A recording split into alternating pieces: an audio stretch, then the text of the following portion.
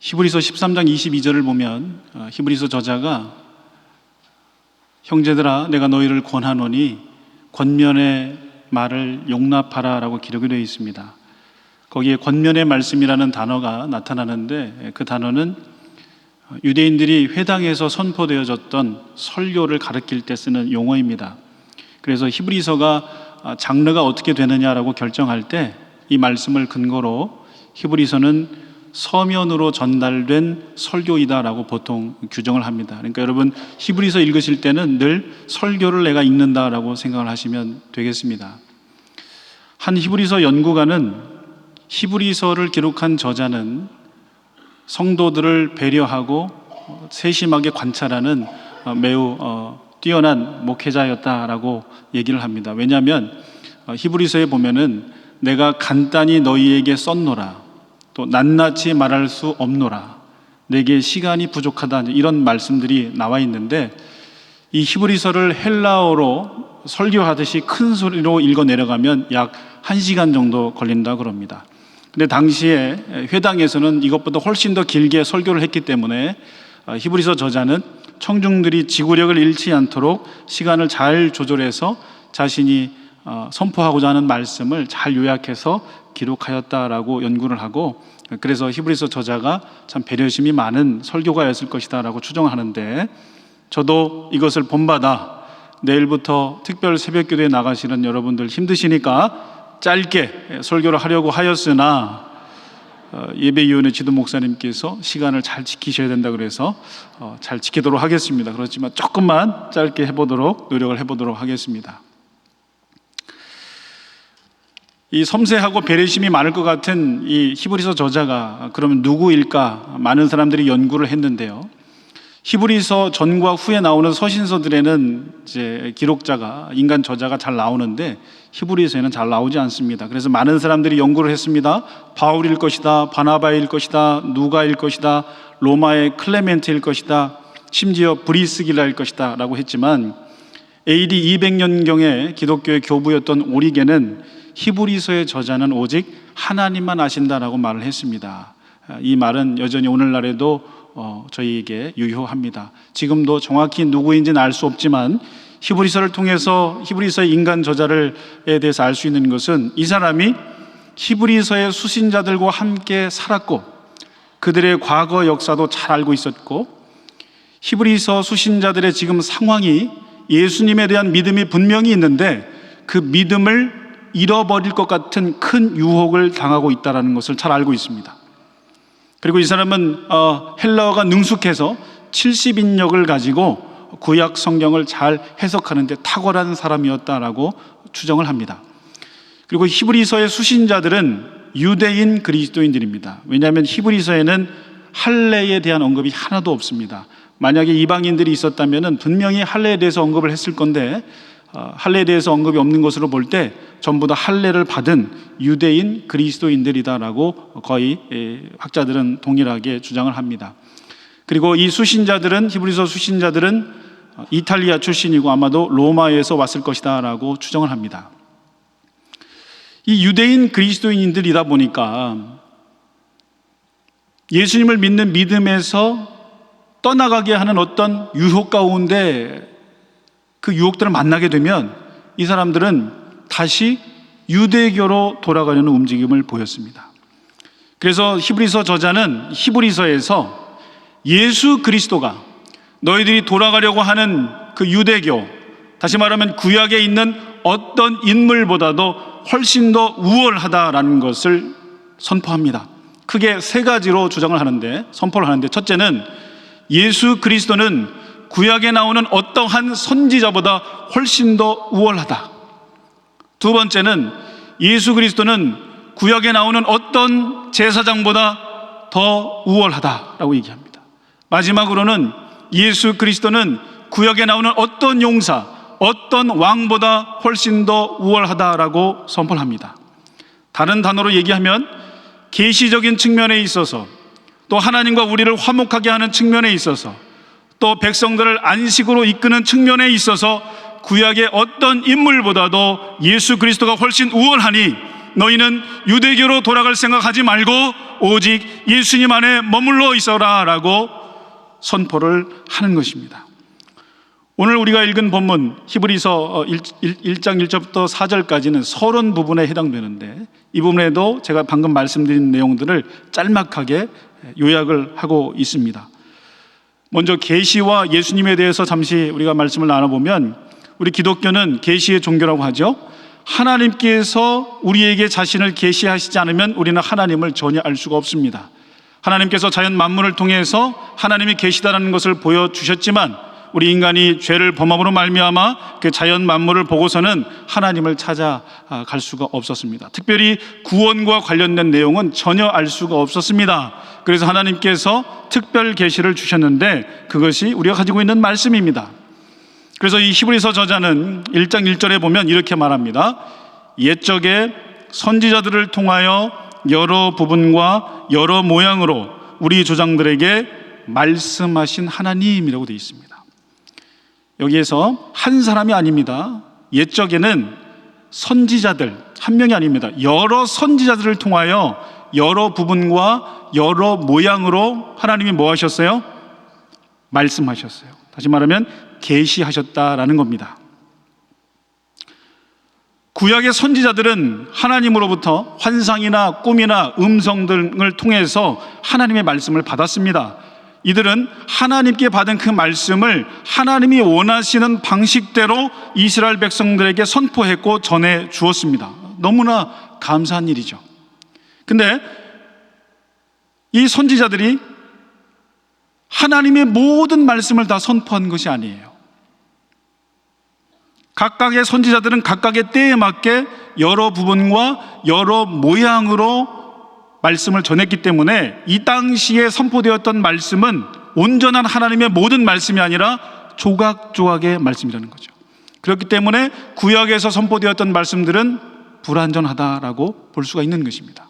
그런데 히브리서 저자는 2절에서 뭐라고 얘기하냐면 이 모든 날 마지막에는 누구를 통하여요?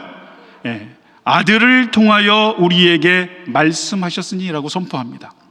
여기서 말하는 마지막 날, 이 모든 날 마지막이라는 마지막 날이라는 의미는 예수님께서 이 땅에 오시고 예수님께서 다시 이 땅에 오실 모든 날들을 말합니다. 예수님의 초림과 재림 사이의 모든 날들을 말합니다. 이 날들에는 하나님께서 여러 선지자들을 통해서가 아니라 누구를 통해서요? 아들을 통해서. 여긴 단수입니다. 아들을 통해서 하나님께서 말씀을 하셨다라고 하는 것입니다. 이 아들은 히브리서 오늘 3절을 보시면 이 아들에 대해서 뭐라고 얘기하냐면 이는 하나님의 영광의 광채시요 그 본체의 형상이시다라고 말씀합니다. 하나님의 영광의 광채시요 본체의 형상이다. 이 어려운 말이죠. 쉬운 말은 아닌데 사도 요한도 이와 비슷한 말을 합니다. 요한복음 1장 14절에 보면 우리가 그의 영광을 보니 아버지의 독생자의 영광이요 은혜와 진리가 충만하다. 그러니까 하나님의 영광, 빛, 본체, 형상 이런 단어들이 나올 때 꼭 붙어서 나오는 단어가 뭐냐면 바로 말씀입니다. 말씀하시는 하나님. 근데 사도 요한은 이것을 어떻게 얘기했냐면 요한복음 1장 14절에 말씀이 육신이 되어 우리 가운데 거하심에 우리가 그의 영광을 보았다고 얘기합니다. 말씀이 육신이 되었다. 이 육신은 바로 예수 그리스도를 말하는 것입니다. 그러므로 이 마지막 날에 하나님께서 말씀하시는 것은 이 말씀 자체가 누구라는 걸 말합니까? 바로 예수 그리스도. 구약 시대에는 여러 선지자들이 여러 부분과 여러 모양으로 조각조각 말씀을 했다면 지금 우리가 살고 있는 이 시대에는 하나님께서 예수 그리스도를 통해서 온전한 하나님의 말씀을 다 계시해 주셨다는 말씀입니다.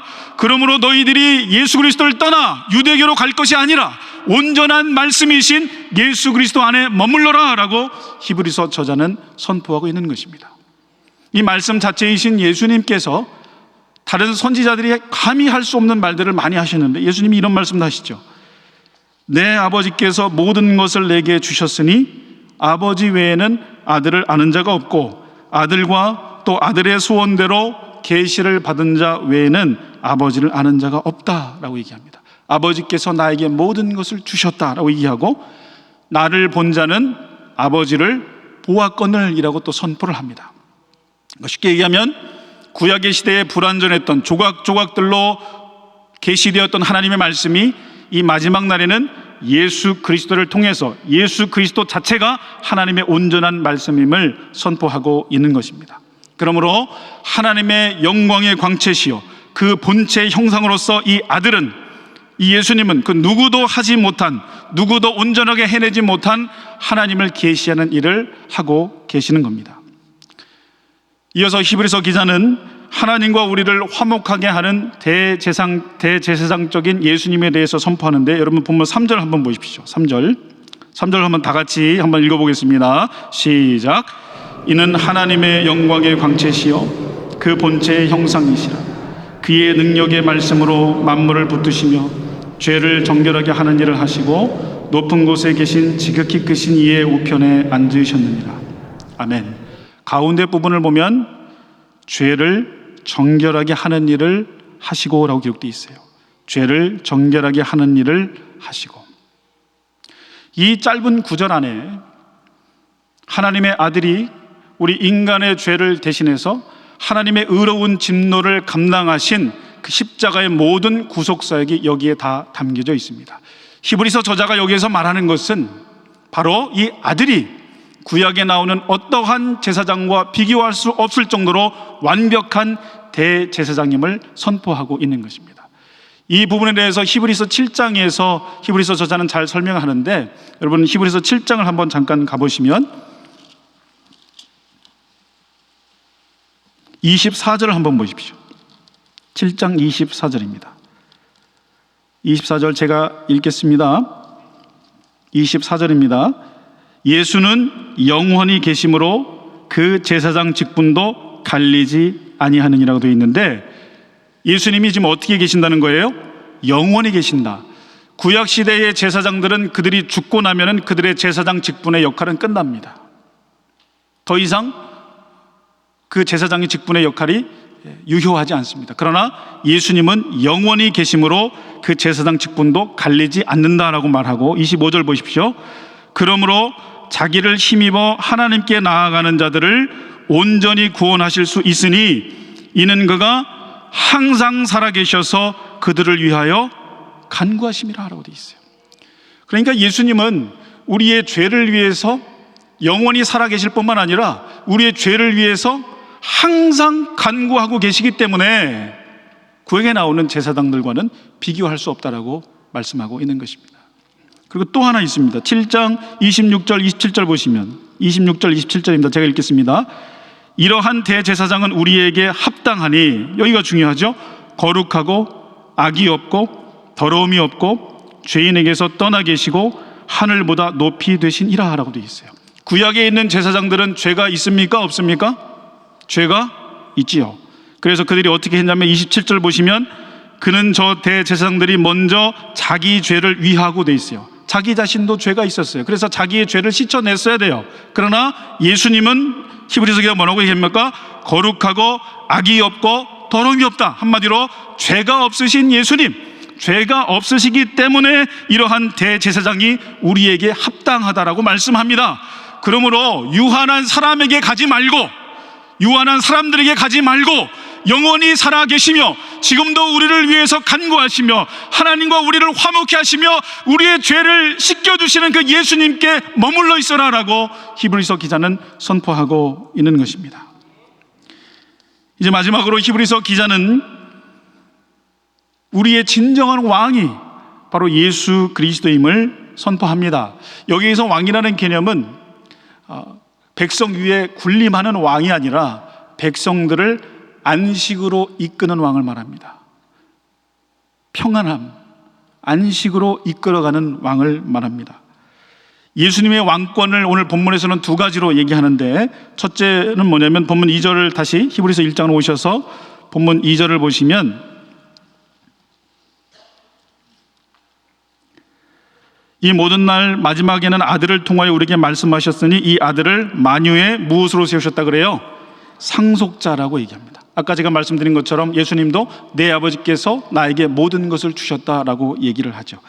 시편 2편 5절을 보면 내가 여호와의 명령을 전하노라. 여호와께서 내게 이르시되 너는 내 아들이라. 오늘 내가 너를 낳았도다 라고 말씀하는데, 이 말씀이 우리가 읽진 않았지만 히브리서 1장 5절에 그 말씀들이 다 인용이 되어 있습니다. 그 말은 하나님께서 예수님께 그 아들에게 모든 것을 다 주셨다라는 겁니다. 이 아들이 하나님의 아들로서 만물의 상속자가 되었다는 것이죠. 모든 것을 다 소유하고 계셨다라는 것입니다. 두 번째, 예수님의 왕권을 나타내는 말씀은 본문 3절 우리가 읽었지만 맨 끝에 보시면 높은 곳에 계신 지극히 크신 이의 우편에 앉으셨느니라고 기록이 되어 있습니다. 이 말씀은 시편 110편에 예수님을 예표하며 내용이 나오는데, 내가 내 원수들로 내 발판이 되게 하기까지 너는 내 오른쪽에 앉아 있으라 하셨도다 라고 말씀합니다. 이 말씀이 히브리서에서 더 자세하게 설명을 하고 있는 것입니다. 다시 말하면 예수님께서는 만물의 상속자로, 그 다음에 하늘 위에 그 보좌에 앉아있는 진정한 왕이 되신다는 겁니다. 그래서 구약에 나와 있는 다윗이나 솔로몬이나 여호수아나 구약의 어떠한 지도자들과 달리 예수님은 우리를 진정한 안식으로 이끌어줄 수 있는 왕이다라고 히브리서 저자는 선포합니다. 하나님께서는 하나님과 우리 자신 사이에 계시와 화목과 안식을 주십니다. 하나님은 우리 각 개개인들에게 말씀을 주시고 우리의 죄를 깨끗게 함으로 화목을 주시고 그로 말미암아 안식을 주시는데, 바로 그 통로가 예수 그리스도라는 것입니다. 예수 그리스도를 통해서만 계시와 화목과 안식을 우리에게 허락하십니다. 다른 길은 없습니다. 오늘 본문 말씀을 그대로 한번 적용해 본다면, 오늘 본문에서는 뭐라고 얘기하냐면, 오늘 설교의 제목입니다. 아들을 통하여. 하나님께서 계시와 화목과 안식을 주실 때는 반드시 아들을 통하여 주십니다. 다른 것으로는 우리에게 주시지 않습니다. 오직 아들을 통하여 주십니다.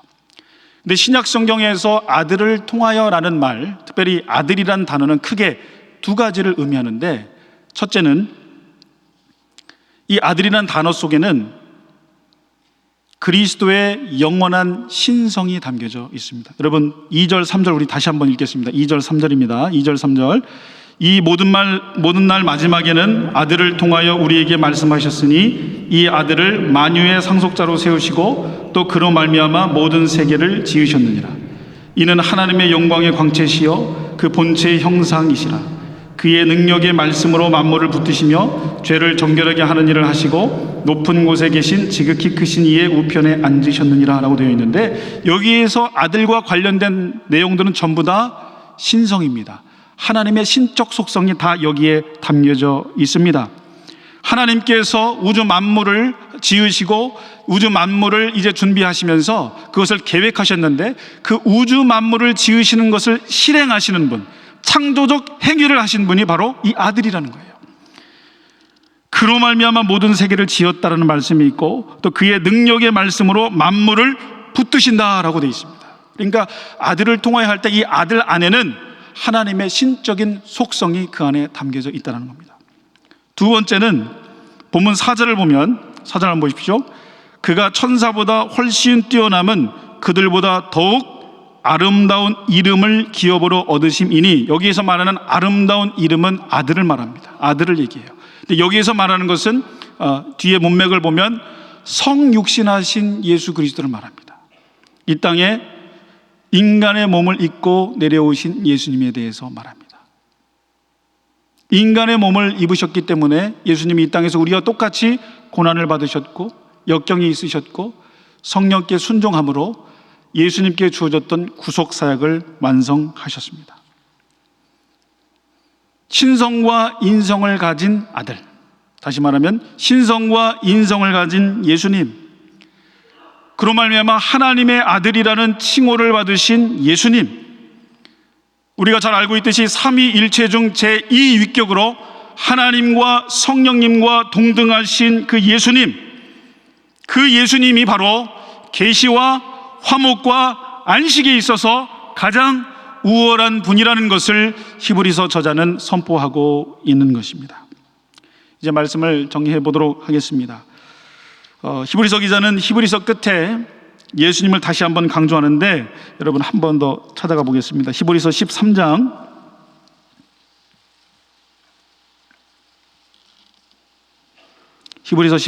20절 21절의 말씀입니다.